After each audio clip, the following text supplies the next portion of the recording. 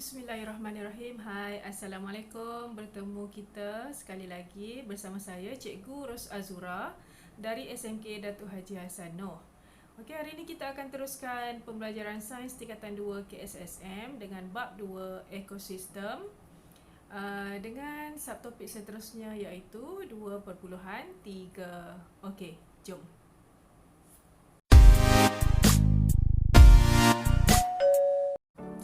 Okey, dalam subtopik hari ini, dalam video pada hari ini kita akan meneruskan 2.3 saling bersandaran dan interaksi antara organisma dengan persekitaran. Tapi untuk video kali ini kita akan fokus kepada saling bersandaran sahaja dulu. Okey, yang tulisan kuning tu nah. Okey, apa yang dimaksudkan dengan saling bersandaran? Jom kita tengok. Okay, saling bersandaran dan interaksi antara organisma dan antara organisma dengan persekitaran. Okey, cuba kita perhatikan gambar rajah yang ada di situ. Okey, kat situ ada contoh haiwan seperti rusa, ada ikan, ada kura-kura, ada katak. Okey, ada paku pakis, ada dragonfly, ada rumput, bunga dan sebagainya. Okey, itu yang kita sebutkan sebagai saling bersandaran sebab dia berada di satu kawasan, semua ada sama ada benda hidup maupun yang tidak hidup. Okey, untuk saling bersandaran ni kita akan pergi satu persatu kepada 5 perkara, iaitu yang pertama kita akan lihat apa yang dimaksudkan dengan habitat. Yang kedua spesies, yang ketiga populasi, yang keempat komuniti dan yang kelima ekosistem. So dalam video ini kita akan kita akan lihat dia punya perincian satu persatu nah. Okey, baik. Okey, apa yang dimaksudkan dengan habitat? Okey, siapa tahu apa maksud habitat? Okey, habitat bermaksud persekitaran atau tempat tinggal sesuatu organisma. Okey, contohnya dalam gambar rajah ni, apa nama habitat yang ditunjukkan dalam rajah? Okey, ini adalah laut, betul tak? Okey, habitat itu adalah tempat tinggal laut ni adalah habitat untuk siapa? Contohnya untuk ikan, untuk penyu dan sebagainya. Okey, selain daripada laut, apa lagi habitat yang kita ada?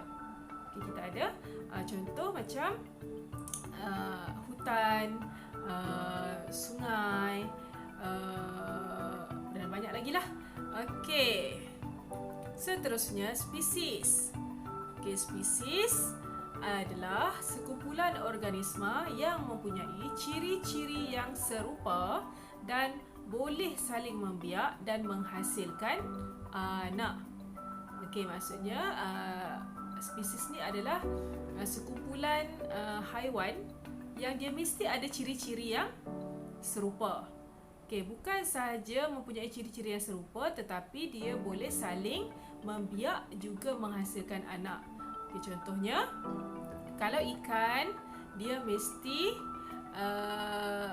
mestilah boleh membiak dengan ikan, betul tak? Okey, itu so kita namakan dia sebagai spesies ikan. Okey, boleh tak kalau macam ikan membiak bersama beruang? Boleh tak? Tak boleh kan?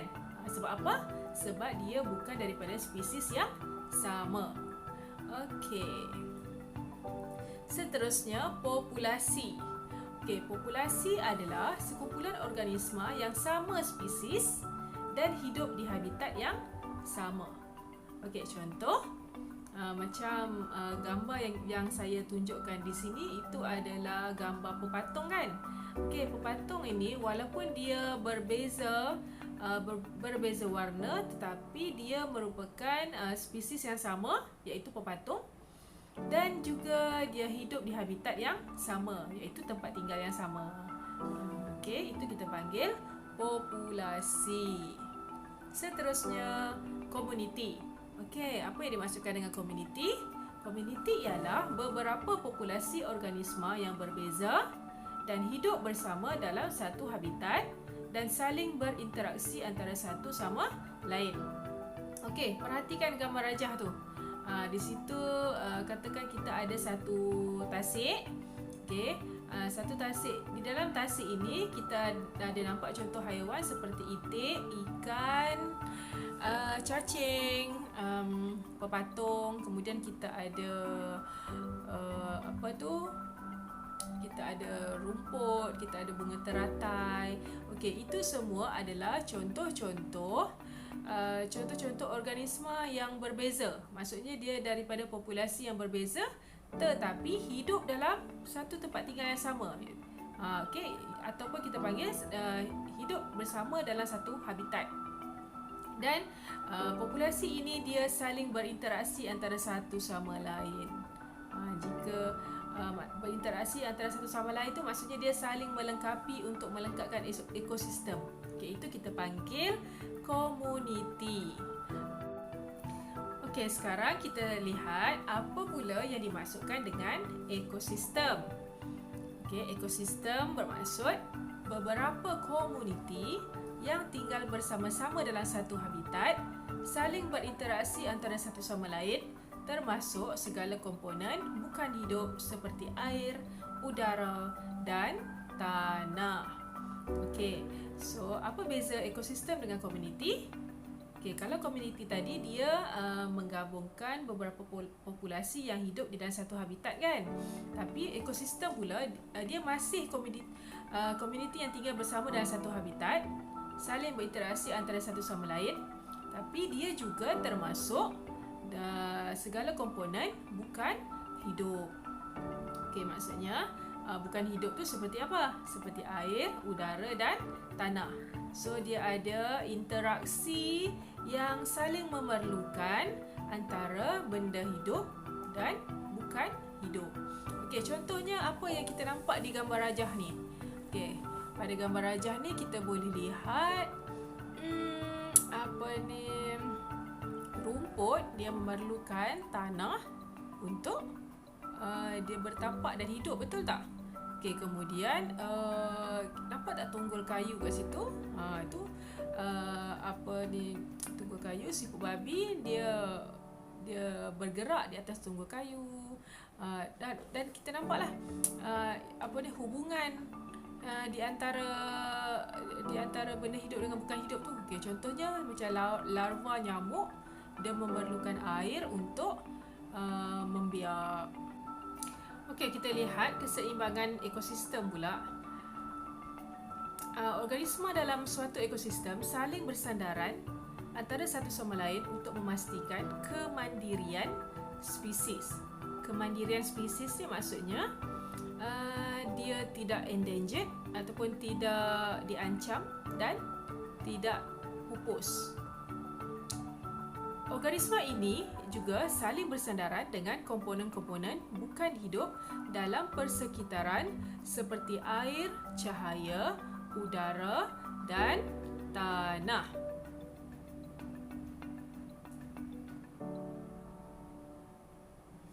Okey, selain daripada itu, ia juga saling bersandaran yang wujud antara organisma dengan persekitaran secara semula jadi ini menghasilkan ekosistem yang seimbang.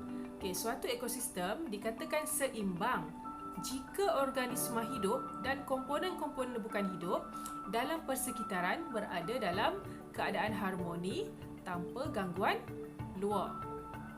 Okey, so kalau tiada gangguan luar maksudnya ekosistem kita akan seimbang. Okey, siapa gangguan luar tersebut? Okey, gangguan luar ni contohnya macam kita lah, manusia. Okey, apa yang kita dah buat pada ekosistem? Apa yang manusia dah buat? Okey, manusia membuat pembangunan yang tidak terancang, membuang sampah, memenuhkan udara dekat ekosistem kita ni dengan gas-gas yang merosakkan, contohnya macam asap kenderaan, asap kilang. Okay, kita buat penebangan hutan secara berleluasa. Itu adalah contoh-contoh gangguan luar yang telah dilakukan oleh manusia. Okay, so apa kepentingan penyesuaian hidupan terhadap alam sekitar? Okay, kawasan tropika menerima taburan hujan yang tinggi dan limpahan cahaya matahari sepanjang tahun. Kawasan gurun pula mengalami cuaca panas dan kering yang melampau. Seterusnya, kawasan tundra pula mengalami musim sejuk yang panjang dan musim panas yang singkat. Okey, baiklah.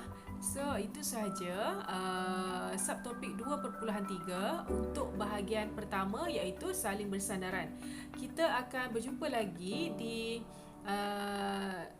pada kelas yang akan datang bersama subtopik yang masih sama, tetapi di bahagian kedua, iaitu kita akan lihat interaksi antara organisma. Okey, itu saja pembelajaran untuk hari ini, untuk video hari ini. Kita berjumpa lagi pada masa akan datang.